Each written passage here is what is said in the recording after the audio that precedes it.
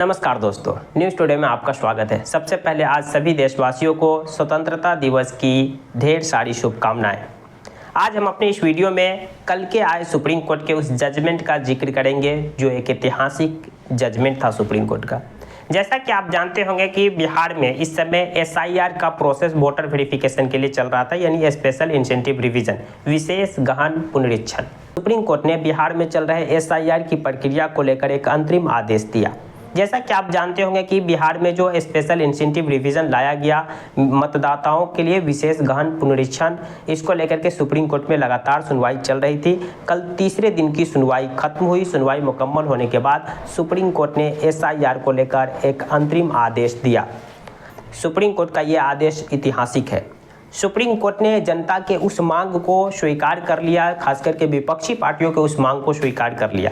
जैसा कि आप जानते होंगे बिहार में जो 1 महीने के अंदर SIR का प्रक्रिया किया गया, इस प्रोसेस में 65 लाख लोगों के नाम इलेक्शन कमीशन ऑफ इंडिया ने वोटर लिस्ट से हटा दिए।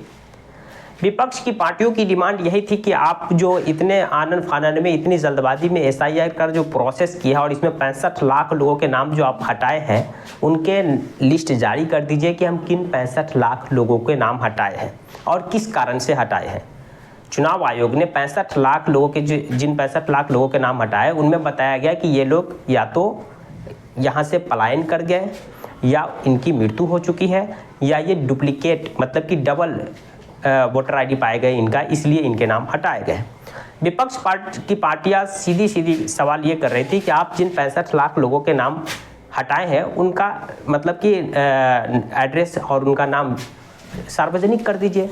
पता चल जाएगा कि आपने जिन लोगों के नाम हटाए हैं ये कहकर कि वो मर चुके हैं, या वो पलायन परमानेंट कर चुके हैं, या उनका नाम 2 जगहों पे पाया गया है, तो वो सामने आ जाएगा कि सच क्या था। लेकिन चुनाव आयोग ये जानकारी साझा करने से हट रही थी। फाइनली जो ADR है, एसोसिएशन फॉर डेमोक्रेटिक रिफॉर्म्स, उसे सुप्रीम कोर्ट में भी जाना पड़ा और सुप्रीम कोर्ट के सामने ये बातें रखी कि my Lord, election commission of India से आप कहिए कि वो उन 65 लाख लोगों के नाम उजागर करे, यानी कि सार्वजनिक करे। सुप्रीम कोर्ट ने चुनाव आयोग से इस पर जवाब मांगा। चुनाव आयोग ने अपने जवाब में जो सुप्रीम कोर्ट को कहा वो अपने आप में काफ़ी दिलचस्प था। चुनाव आयोग ने सुप्रीम कोर्ट से ये डेटा सार्वजनिक करने मना कर दिया। चुनाव आयोग ने कहा कि ना ऐसी कोई परंपरा है, ना ऐसा संविधान में लिखा है कि चुनाव आयोग अपने हटाए हुए मतदाता का लिस्ट सार्वजनिक करेंगे। लेकिन सुप्रीम कोर्ट में लगातार सुनवाई चल रही थी, दलील पर दलील दिए जा रहे थे चुनाव आयोग की ओर से भी, और इधर से जितने भी अपोजिशन या फिर एसोसिएशन फॉर डेमोक्रेटिक रिफॉर्म्स और भी जो कई NGO की तरफ से जो याचिकाएं दाखिल की गई थी, उस पर लगातार सुनवाई चल रही थी। और कल फाइनली जो सुनवाई मुकम्मल होने के बाद सुप्रीम कोर्ट ने जो अपना अंतरिम आदेश दिया, इसमें सुप्रीम कोर्ट ने कहा चुनाव आयोग को कि आप उन 65 लाख लोगों के नाम बूथ वाइज जारी कर दे, पब्लिश कर दे, बूथ वाइज, ताकि जो मतदाता है उसे EPIC नंबर डालकर ढूंढने में मतलब कि ज़्यादा तकलीफ ना हो, आसानी से वो मिल सके। इतना ही नहीं, सुप्रीम कोर्ट ने कहा कि आप उन 65 लाख लोगों की जो नाम नंबर जो बूथ वाइज जारी करेंगे, ये 19 तारीख शाम 5 बजे से पहले हो जाना चाहिए। तीसरी बात, सुप्रीम कोर्ट ने इलेक्शन कमीशन ऑफ इंडिया को ये भी कहा कि ये जानकारी आप समाचार पत्र के माध्यम से, टेलीविज़न के माध्यम से लोगों में मतलब कि दीजिए कि ये काम हो रहा है। जिन लोगों के नाम बाहर किए गए हैं, उन लोगों का जो जानकारी है वो सार्वजनिक किया जा रहा है, ताकि लोग वहाँ तक पहुँच सके, जान सके कि मेरा नाम बाहर है या नहीं है। और जिन लोगों के नाम बाहर किए गए हैं और वो भारत के अभी भी नागरिक है, बिहार के अभी भी मतलब मतदाता है, तो फिर उन लोगों को नाम को जोड़ने के प्रोसेस में आप आधार कार्ड को भी स्वीकार कीजिए। आधार कार्ड को लेकर एक बड़ी बहस चली थी। पिछले में भी सुप्रीम कोर्ट ने इलेक्शन कमीशन ऑफ इंडिया को कहा था कि आप आधार कार्ड, राशन कार्ड और पहचान पत्र पर विचार कर सकते हैं।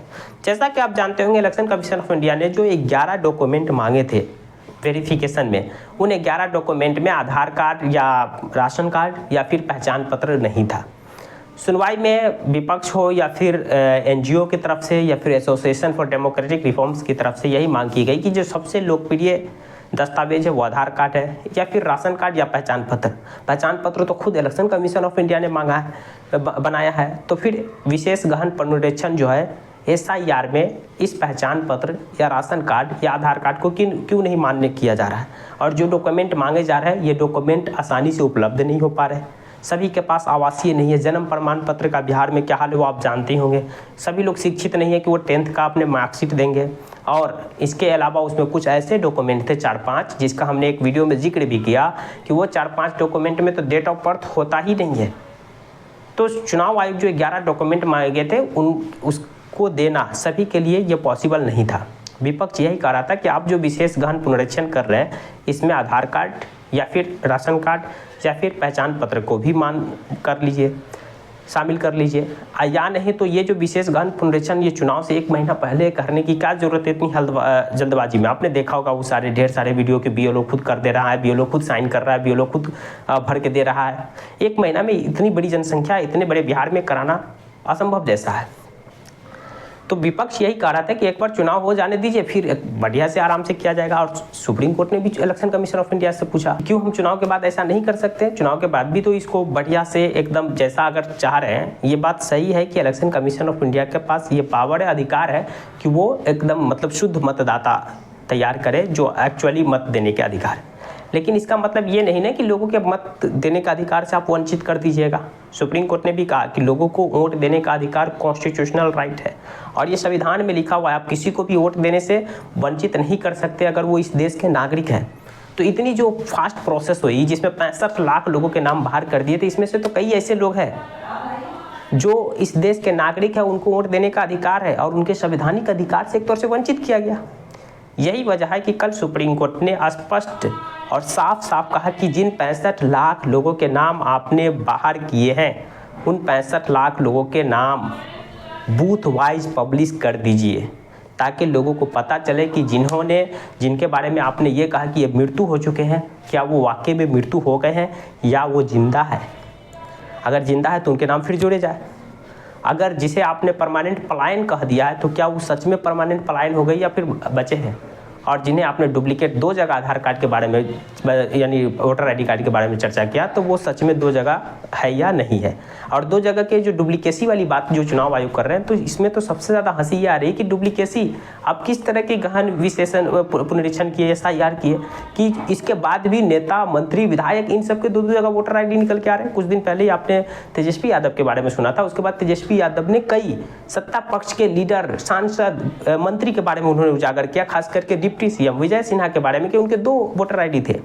इतना ही नहीं, उनके कई ऐसे मंत्री सरकार के जिनके 2 वोटर ID थे। तो ये फिर SIR हुआ कैसे जब डुप्लीकेट मतलब 2 जगह वाले बच ही गए और जिनका 2 जगह है कि नहीं उनके नाम बाहर हो गए।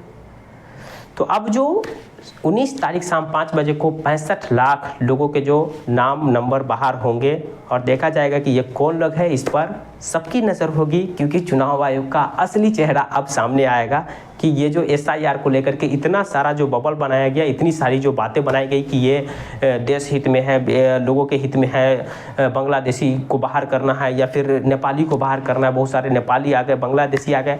तो एक्चुअली में कौन लोग बाहर हुए हैं ये सच सामने हो जाएगा। जिन लोगों को मरा कहा कि बाहर किया गया, क्या वाकई में वो सच में डेट कर चुके हैं या फिर BLO ने अपनी तरफ से ऐसा ही वेरीफाई कर दिया। जिनको परमानेंट पलायन कहा गया वो सच में परमानेंट पलायन कर गए या यही है। इन सब पर जो सच से है पर्दा बाहर होगा, और ये सुप्रीम कोर्ट का जो जजमेंट है वो ऐतिहासिक जजमेंट है। बाकी सुप्रीम कोर्ट के इस जजमेंट पर आपकी क्या राय है, कमेंट बॉक्स को कमेंट कर सकते हैं। जानकारी पसंद आई तो प्लीज़ वीडियो को लाइक कर दीजिए, चैनल को सब्सक्राइब कर दीजिए। Thank you for